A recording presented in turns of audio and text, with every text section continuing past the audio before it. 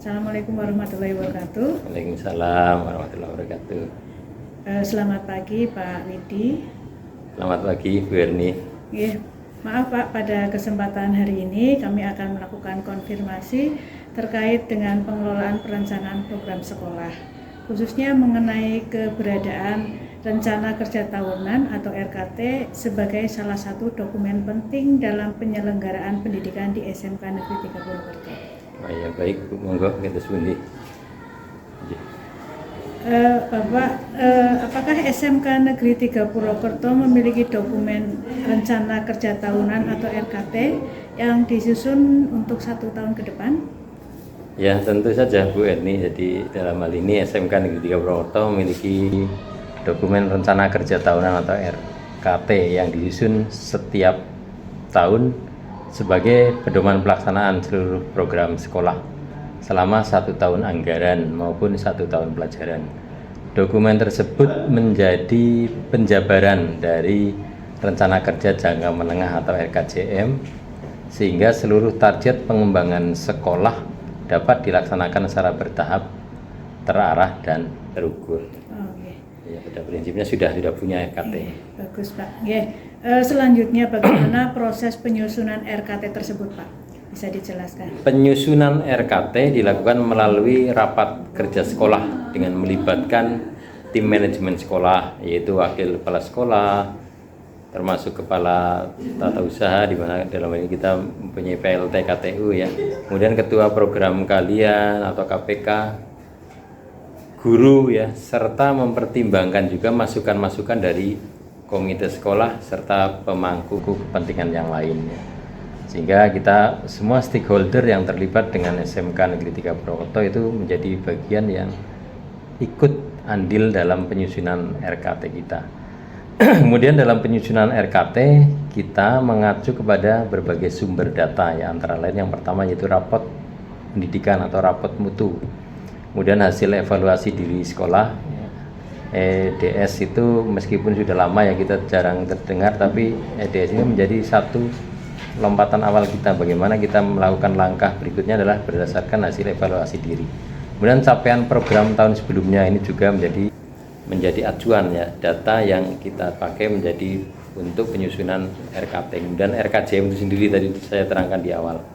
Kemudian banyak hal mengenai standar nasional pendidikan ya, 8 standar itu juga kita sebagai acuan, dan kebijakan pemerintah pusat dalam ini melalui Kemendikdasmen dan pemerintah daerah itu melalui Dinas Pendidikan Provinsi, serta kebutuhan real, kebutuhan nyata sekolah yang sedang dan akan dihadapi. Dengan demikian program ini disusun benar-benar berdasarkan kebutuhan dan prioritas peningkatan mutu. Begitu Ibu. Yeah. Baik Pak, selanjutnya apakah dokumen RKT itu hanya sebatas sebagai dokumen saja atau benar-benar digunakan sebagai acuan pelaksanaan program sekolah? RKT kami gunakan sebagai acuan utama ya dalam pelaksanaan seluruh program sekolah ya, setiap bidang ya, seperti kurikulum, siswaan, sarpras, humas ya. Program kalian bahkan ya di unit yang di bawahnya, perpustakaan misalnya atau usaha, juga penyusunan program kerja ya dari unit terkait itu mengacu sepenuhnya kepada RKT ya. Seluruh kegiatan yang dilaksanakan selama 1 tahun harus mengacu pada program yang telah direncanakan dalam dokumen tersebut. Kemudian bagaimana sekolah bisa memastikan bahwa pelaksanaan program di sekolah itu tetap sesuai dengan RKT yang telah disusun?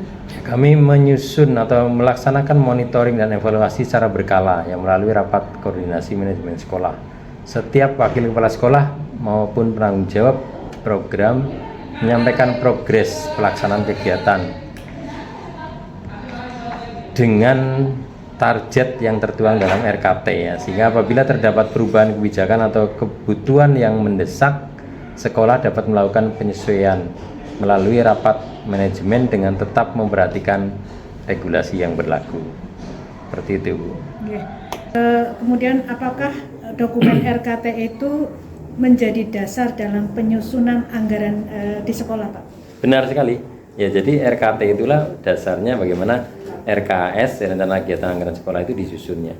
Seluruh perencanaan anggaran sekolah termasuk penyusunan RKAS maupun pengalokasian sumber pendanaan lainnya disusun berdasarkan program-program yang tercantum dalam RKT ya. Dengan demikian terdapat keterpaduan ya, antara perencanaan program, pelaksanaan kegiatan, dan penggunaan anggaran sehingga lebih efektif, efisien, akuntabel, serta mendukung pencapaian target mutu sekolah.